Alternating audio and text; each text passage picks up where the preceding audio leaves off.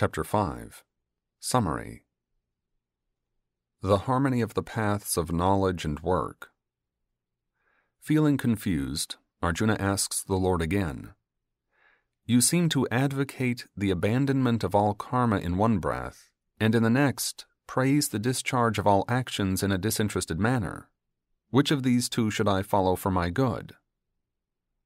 To this, Sri Krishna replies, "A contemplative life, characterized by the abandonment of all actions externally to, as also the discharge of all actions with detachment, are both valid spiritual paths leading to an identical spiritual goal.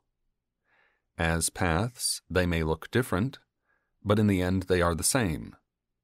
There is, however, this important link between them.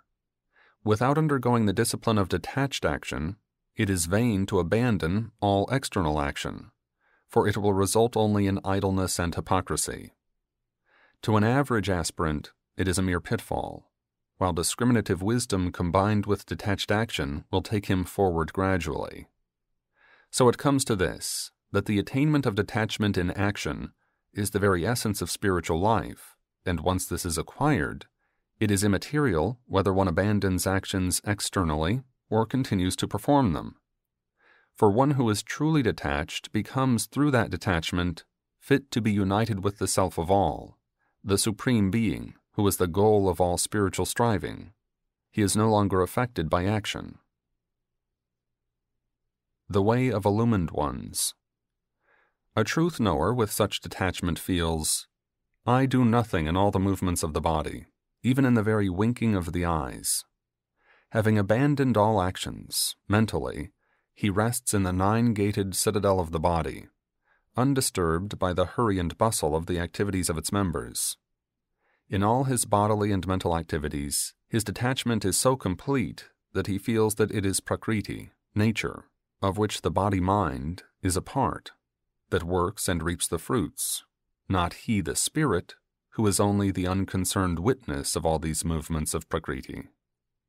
Remaining in that spirit consciousness, he is unperturbed by all experiences of life, pleasant or unpleasant, and in his dealings with all fellow beings, high and low, holy and unholy, men and animals, he has a sense of equality, knowing as he does that they are all the unaffected spirit, and not the bodies, to which alone the distinction of purity and impurity applies.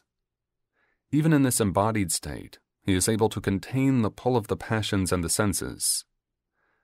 Knowing that contactual joys only bring on sufferings in the end, he turns for satisfaction inward to the bliss of the Supreme Spirit, of whom he is a part.